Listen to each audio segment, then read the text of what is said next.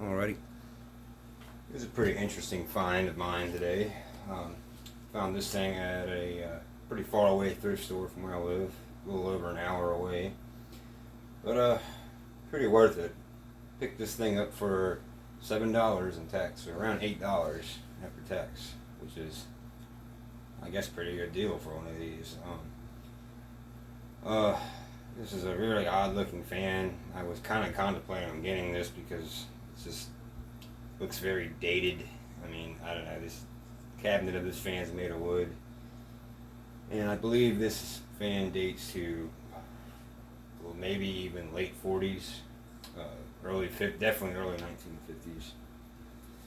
1950s. This is a Mathis cooler. There's a logo on the wood. Logo's pretty, I guess, engraved in there. It's not really engraved, it's just, I'm not really sure how they put that in there, but it doesn't come off, and has not come off over all the sands of time. Original handle, I believe, enough to fit two of my fingers in there.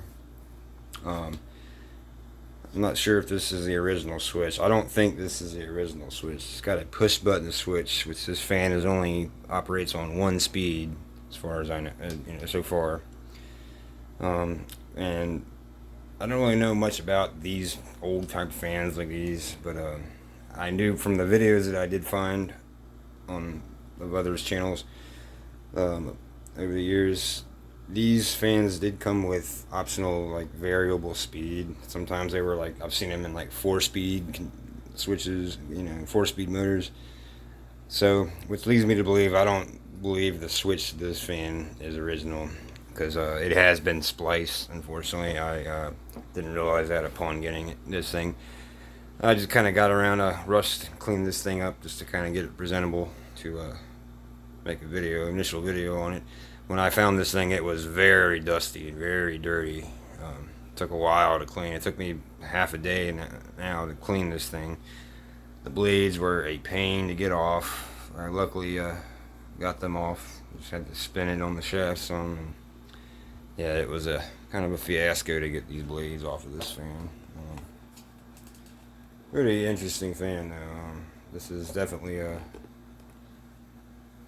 odd looking one. I will probably get around to maybe repainting this thing if, as far as mechanically and electrically wise, this fan runs okay. But cosmetically, I mean, these fins are kind of bent in, as you can see. I mean, this thing is old. So, and the biggest concern of mine is the cabinet of this fan being all wooden. Even the motor braces are made of wood, or wooden. The bottom of this fan has taken some water damage over time on the bottom, unfortunately, and it's starting to kind of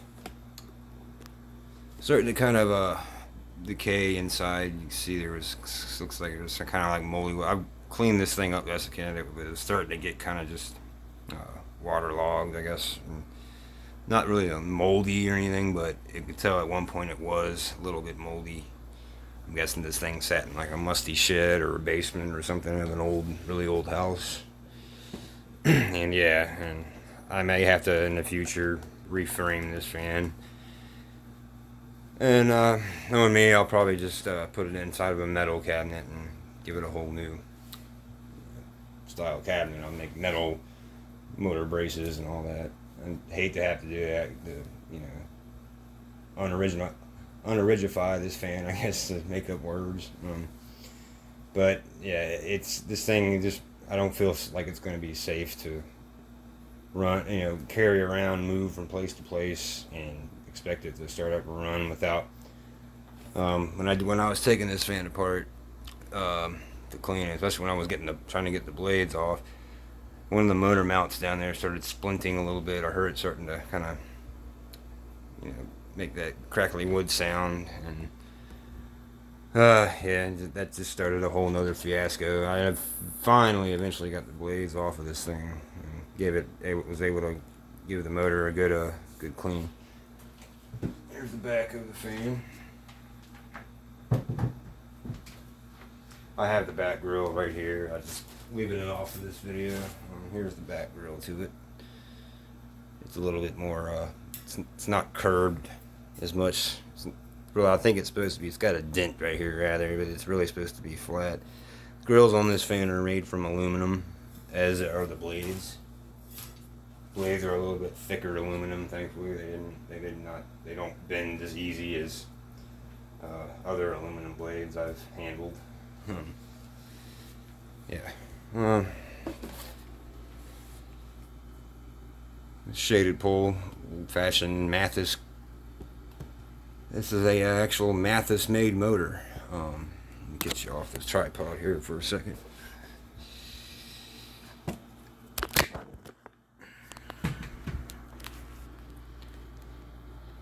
You can see this is the Mathis company, Fort Worth, Texas, made in USA. Oiled every 3 months with SA 20, 55 watts, 0.9 amps, revolutions per minute, 1,590, 60 cycles, 115 volts. What's that there? Focus, you stupid camera.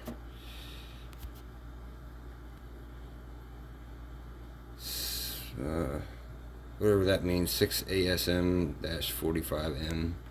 Not sure what that could be a model number. There was a sticker right here, but sadly when I was wiping this thing out, you can see it's just the cabinet, the bottom of the cabinet is in concernable shape.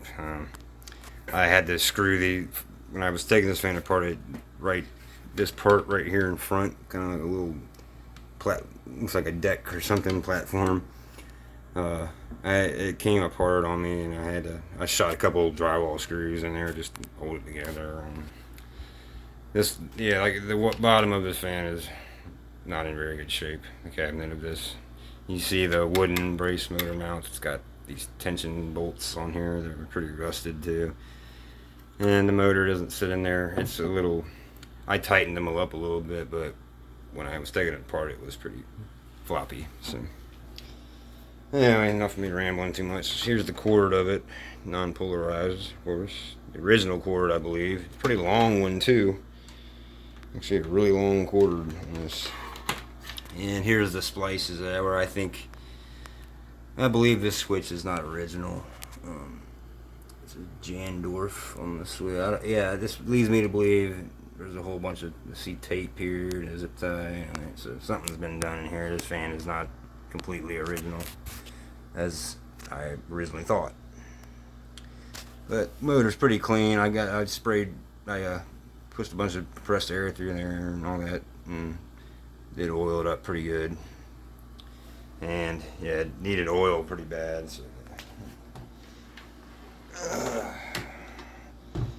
this fan only operates on 1 speed so far, so that's just what we get. The cord comes out here on the side. I think it did originally might have had a grommet in there, and probably need to get around there, putting something there, just because the cord has a lot of play in the area near where it connects.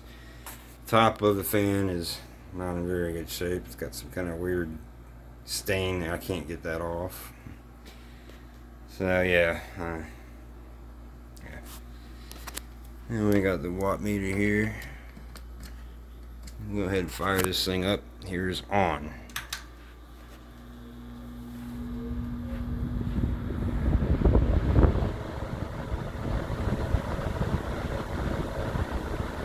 Neat fan, pretty quiet.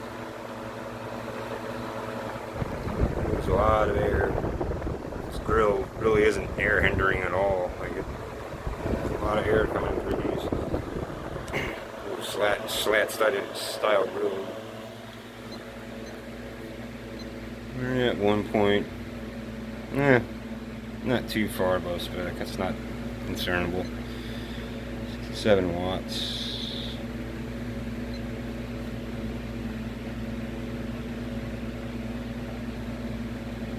Yep. Staying steady at 1 amp pretty much. 1.1 maybe.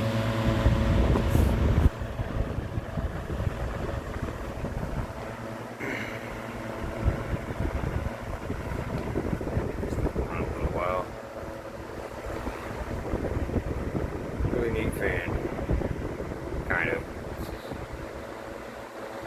I might just have to do a complete cabinet swap on this thing, unfortunately. but motor and the blades are cool on this thing, and the switch works, so the fan itself works. And here's the only other speed is off.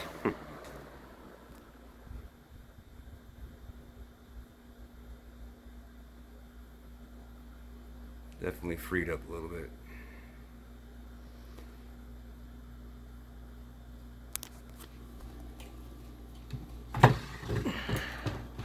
Flip it around for a startup sound.